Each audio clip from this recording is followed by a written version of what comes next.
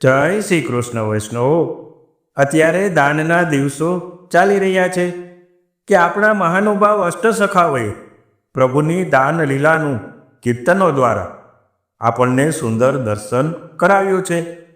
તો આપણે આ કીર્તનોનો આધાર રાખીને દાન લીલામાં પ્રભુ અને ગોપીજનો વચ્ચે કેવા કેવા પ્રકારની મીઠી રકજક થાય છે અને ગોપીજનો સાથેની રકજકમાં શ્રી ઠાકોરજીએ ગોપીજનોને એવું તે શું કહ્યું કે ગોપીજનો ભાવ વિભોર થઈ ગયા અને પોતાના મહીની મટુકી શ્રી ઠાકોરજીના ચરણોમાં ધરી દીધી.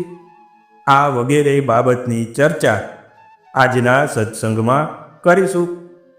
ખૂબ જ સુંદર ભાવનાત્મક સત્સંગ છે, તો વિડીયોના અંત સુધી ચેનલ સાથે જોડાયેલા રહેશો. હવે શ્રી વલ્લભ પદ વંદુ સદા સરસ વોત સબ જ્ઞાન રસિક રટત આનંદ સો કરત સુધારસ પાન. સૌ પ્રથમ શ્રીમદ વલ્ભાચાર્ય ચરણના શ્રી ચરણોમાં સાષ્ટાંગ દંડવત નમસ્કાર કરીને આજના સત્સંગની શરૂઆત કરીએ.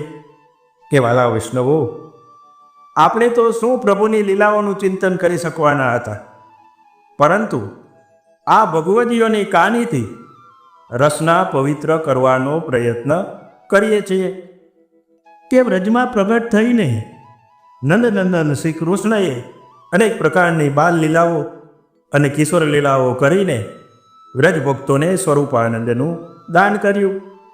પ્રભુની કિશોર લીલા અંતર્ગત આ દાન લીલા આવે છે કે જેમાં શ્રી ઠાકોરજી ગોપસખાઓ સાથે મળીને મથુરામાં મહી વેચવા જતા ગોપીજનોને વનમાં રોકીને દહીંના દાન માગે છે. ત્યારે ગોપીજનો દાન આપવાની ના પાડે છે અને શ્રી ઠાકોરજીને અનેક પ્રકારના રસરૂપ કટુ વચનો કહે છે. આથી શ્રી ઠાકોરજી અને ગોપીજનો વચ્ચે ખૂબ જ સુંદર મીઠી રકજક રૂપ સંવાદ થાય છે. હવે એક દિવસે બરસાનાથી રાધિકા કુંવરી પોતાની સખીઓ સાથે મથુરાની વાટે મહી વેચવાની નીકળે છે.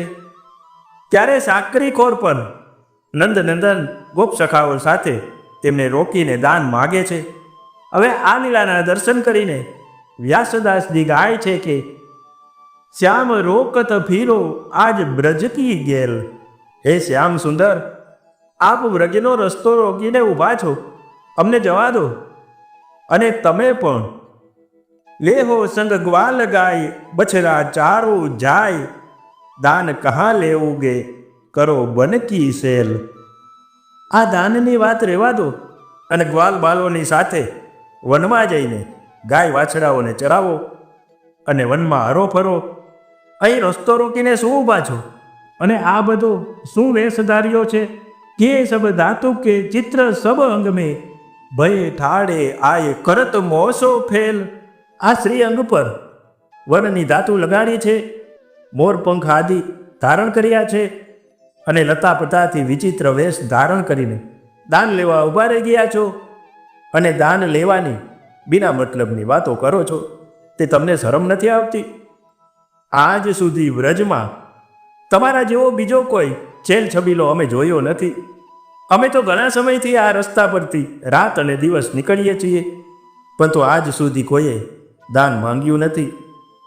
હવે આ સાંભળીને મદન મોહન કહે વ્યાસ સ્વામીની સુનો ધરો મટુકી ધરની ચલો અપને મહલ. શ્રી મદન મોહનજી કહી રહ્યા છે કે વ્યાસજી કી સ્વામીની, વ્યાસ એટલે કે વ્યાસદાસજી કે જેમણે આ પદની રચના કરી છે. હે સ્વામીની, ધરતી પર એટલે કે નીચે મટુકી રાખી દો અને પોતપોતાના મહેલમાં પાછા ચાલ્યા જાઓ. આમ કહીને પ્રભુ તેમને આંખ બતાવે છે. ત્યારે ગોપીજનો જે કહે છે તે લીલાના દર્શન કરીને પરમાનંદાસજી ગાય છે કે કહા પર ઢોટા નેન નચાવત હે કોઉ તિહારે બાબા કી ચેરી. હે નંદમહર કે છોરા, કોની ઉપર આમ નેન નચાવો છો? અમે કંઈ તમારા નંદ બાવાની દાસીઓ નથી કે તમારાથી ડરી જઈશું. હોટદી બેચની જાતિ મધુપુરી આઈ અચાનક બન મેં ઘેરી. અરે અમે તો મથુરામાં મય વેચવાને જઈએ છીએ, અને તે જોઈને અચાનક આવીને અમને ઘેરી રહ્યા છો.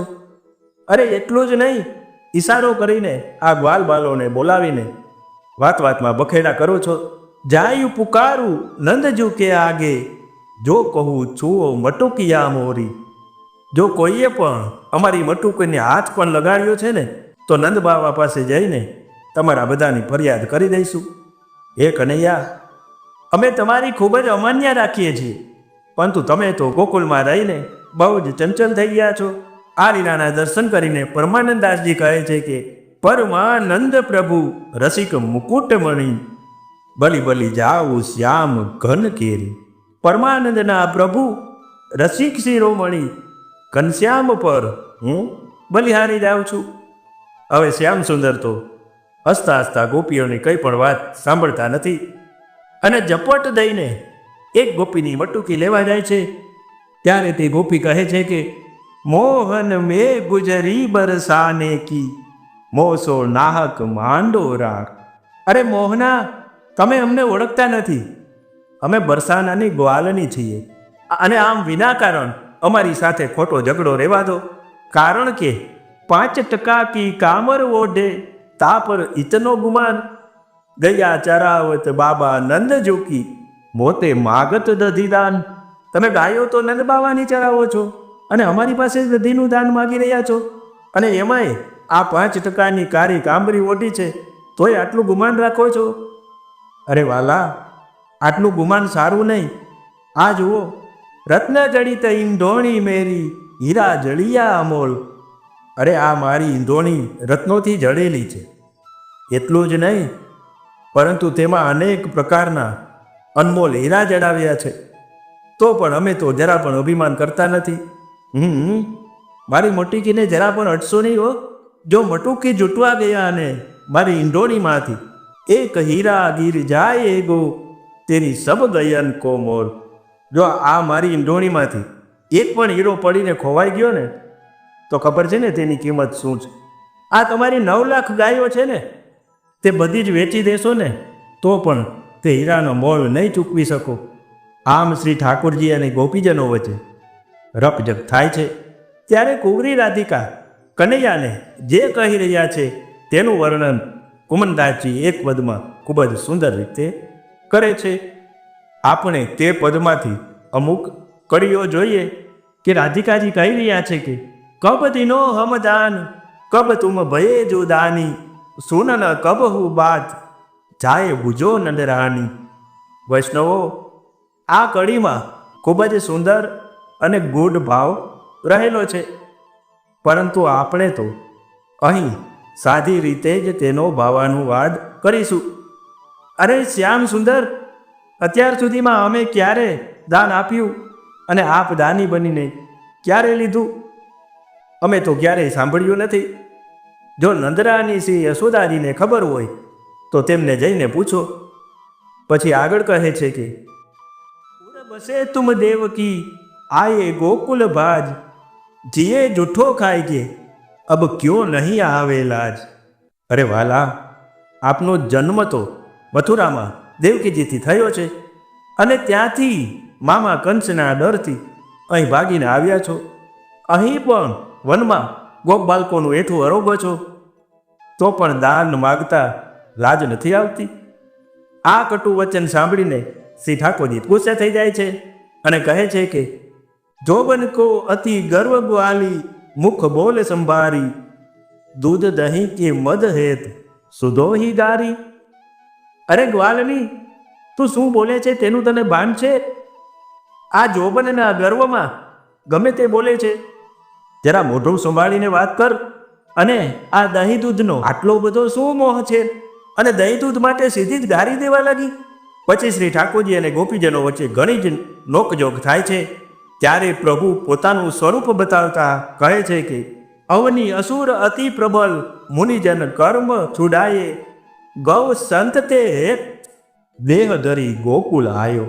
અહીં પ્રભુ ગોપીજનોને પોતાનું સ્વરૂપ જણાવી રહ્યા છે કે હે ગોપીઓ, આ ધરતી પર જ્યારે અસુરોનો ત્રાસ વધી ગયો, પાપનો ભાર વધવા લાગ્યો, ત્યારે ગાયો અને સાધુ લોકોની રક્ષા કરવા આ દેહ ધારણ કરીને અમે ગોકુલમાં પ્રગટ થયા છીએ.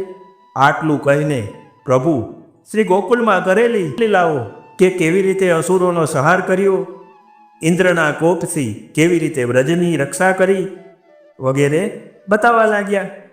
ત્યારે શ્રી રાધિકાજી કહે છે કે જો એસે બલવંત હો તો મથુરા કાહે ન જાઓ, કંચ માર ઘર આવહી વો તબ મેરો દધી ખાઓ. અરે આટલા બધા બલવંત અને પરાક્રમી છો તો પછી મથુરા શા માટે નથી જતા? મથુરામાં જઈને કંસને મારીને આવો તો સાચા જાણું, અને કંસને મારીને આવો પછી જ મારું દધી ખાવાનો વિચાર કરજો. ત્યારે પ્રભુ કહે છે કે સુન રાધે નવનાર જબે હમ મથુરા જય હે, કરને હે બહુ કાજ ફેરી નહીં ગોકુલ આહે. હે નવજુમણા રાધિકે, આપ કહો છો તો મથુરા જઈશ. મથુરા જઈને અમારે ઘણા એ કામ કરવાના છે. જો હું એકવાર મથુરા ગયો ને તો પાછો ગોકુલ નહીં આવું. કૌતુક દેખિયો જો ચાહે તો અબહી દિખાવું તોહી, અબ કો ગયો ન આવહું સો ફિર દેખો નાહી મોહી. હે રાધિકે, મથુરા તો જવાનું જ છે, પરંતુ તમારે કૌતુક જોવું હોય તો જરૂર બતાવું. અત્યારે જ મથુરામાં ચાલ્યો જાઓ અને કંસને મારું. પરંતુ મારી એક વાત સાંભળી લેજો કે જો અત્યારે મથુરા ગયો ને તો પાછો નહીં આવું, અને મથુરા ગયા પછી તમે મને ગોકુલમાં નહીં જુઓ.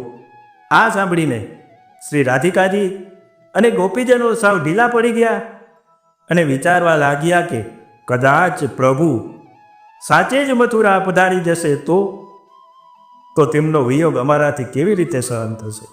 આથી તરત જ ઢીલા પડીને કહેવા લાગ્યા કે કાહે કો મથુરા જાવો વચન એસે જીન બોલો, હમ તુમ રહે સમીપ સદા ગોકુલ મેં ડોલો, દૂધ દહીં કી કાગીને નિત પ્રતિ માંગો દાન.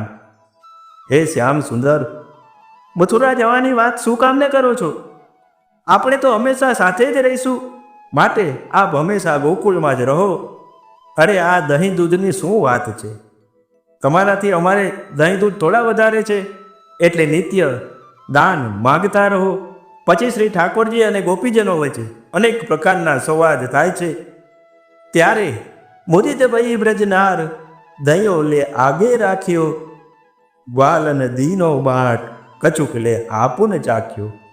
બ્રજનારી પ્રભુના વચન સાંભળીને આનંદિત થયા અને મટુકી આગે ધરી દીધી. ત્યારે શ્રી ઠાકુરજીએ બધું જ ગોરસ ગ્વાલ બાલોમાં બાટી દીધું અને થોડુંક લઈને આપે ચાખ્યું. ગોપીજનોનું ગોરસ ચાખવા માત્રથી શ્રી ઠાકોરજીને ખૂબ જ મીઠું લાગ્યું, એટલે કહેવા લાગ્યા કે ગ્વાલીની મીઠી તેરી છાછી, કહા દૂધ મેં મેલ જમાયો, સાચું કહી મેરી બાછી. અરે ગ્વાલીની, તારી છાછ તો ખૂબ જ સુંદર અને મીઠી છે. સાચું કહી દેવો, દૂધના મેરવણમાં એવું તે શું નાખીને દહીં જમાવ્યું છે કે આટલી મીઠી છાશ થઈ છે?